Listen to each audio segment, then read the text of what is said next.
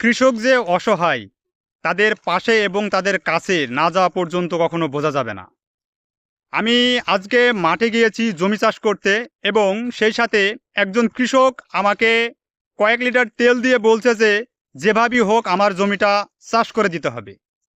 কারণ আমাদের যে ট্রাক্টরগুলো আছে আমরা অধিকাংশ ট্রাক্টরওয়ালা কিন্তু পাম্পে তেল পাচ্ছি না এবং যেখানে আমাদের প্রত্যেকটি গাড়িতে ৬০ থেকে ৭০ লিটার তেলের প্রয়োজন হয় সেখানে পাম্পে তেল দেওয়া হচ্ছে ২০ থেকে ৩০ লিটার, তাও যদি খুব পরিচিত এবং আকুতি মিনতি করার পর। কিন্তু অন্যদিকে এই যে রাস্তাতে সড়ক পরিবহনে যে বাস আছে, ট্রাক আছে, অন্যান্য মাইক্রোবাস বা অন্যান্য গাড়ি, সেগুলোতে কিন্তু ফুলফিল তেল দেওয়া হচ্ছে, সেগুলোতে কোনো রকম বাধা ছাড়াই তেল দেওয়া হচ্ছে। রাস্তাতে যদি ট্রাক বাস চলাচল করে এবং সেই সব গাড়িতে ২০০ লিটার ৩০০ লিটার পর্যন্ত ট্যাঙ্কি ফুল করে তেল দেওয়া হচ্ছে, কিন্তু ট্রাক্টর, পাওয়ার টিলার এবং স্যালো মেশিন এগুলোতে কিন্তু ওইগুলোর থেকে তেলের বেশি প্রয়োজন, কিন্তু সেগুলোতে তেল দেওয়া হচ্ছে ২০০ থেকে ৫০০ টাকার। এখন যে মূল বিষয়টি হচ্ছে কৃষকদের যে সব দিক থেকে যে ধ্বংস করা এবং মাটির সাথে মিশিয়ে দেওয়ার যে কথাটি, এটা কিন্তু তার বাস্তব প্রমাণ আমরা দেখতে পাচ্ছি। কেন?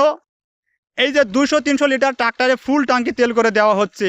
এখন যদি কৃষকদের যদি একটা তাদের জমিতে যদি ফসল তৈরি করতে না পারে, তারা যদি সকালে গিয়ে সন্ধ্যায় যদি বাড়ি আসে, তারপরও যদি তাদের ন্যায্য পরিমাণ তেল যদি না পায়, তাহলে তারা ফসল তৈরি করবে কিভাবে?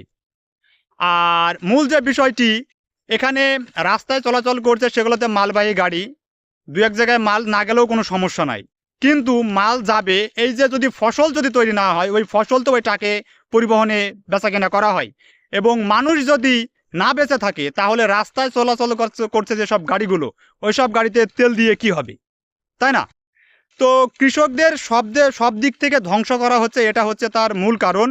আর কৃষকরা ফসল তৈরি করবে এবং জমিতে সেচ দেবে এবং জমি চাষ করবে, সেই তেলটুকু কিনতে পারছে না। এবং আমরা যারা ট্রাক্টরের মহাজন আছি, আমরা কিন্তু পাম্পের লেনদেন করি, সেখানে কিন্তু আমরা গেলে আমাদের তেল দিচ্ছে না। এবার চাষিদের আমরা কোনোভাবেই বোঝাতে পারছি না যে তেল আমাদের কাছে নাই, কিন্তু তারা যতটুকু তেল নিয়ে এসে দিচ্ছে, আমরা ততটুকু পরিমাণ জমি চাষ করে দিয়ে কয়জনকে চাষ করে দেওয়া যায় এইভাবে ২ লিটার ৫ লিটার তেল দিয়ে? এই যে যেখানে ৫০০-৬০০ লিটার তেল ট্রাক্টরে ২টা-৩টা গাড়িতে নিচ্ছে, এই তেলগুলো যদি কৃষকদের কাছে ৭০ লিটার প্রয়োজন একটা ট্রাক্টরে, সেখানে যদি ৫০-৪০ করে দেওয়া হয় তাহলে কিন্তু অনায়াসে প্রত্যেকটি কৃষকের কাজ করা সম্ভব হয়, কিন্তু সেখানে তাদের সেভাবে তেল দেওয়া হচ্ছে না। এটাই হচ্ছে মূল কারণ।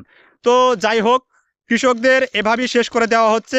আর কৃষকরা যদি তেল না পায়, তারা ফসল যদি তৈরি করতে না পারে, আমি বারবার বলছি বাংলাদেশের অর্থনীতি এখন বর্তমানে যে অবস্থায় আছে, ভবিষ্যতে অর্থনীতি আরও দুরবস্থা হবে। এবং ওই যে ট্রাকে, মাইক্রোবাসে এবং বাসে যে ২০০, ১০০, ১৫০ লিটার তেল দিচ্ছে, দিক, সমস্যা নাই।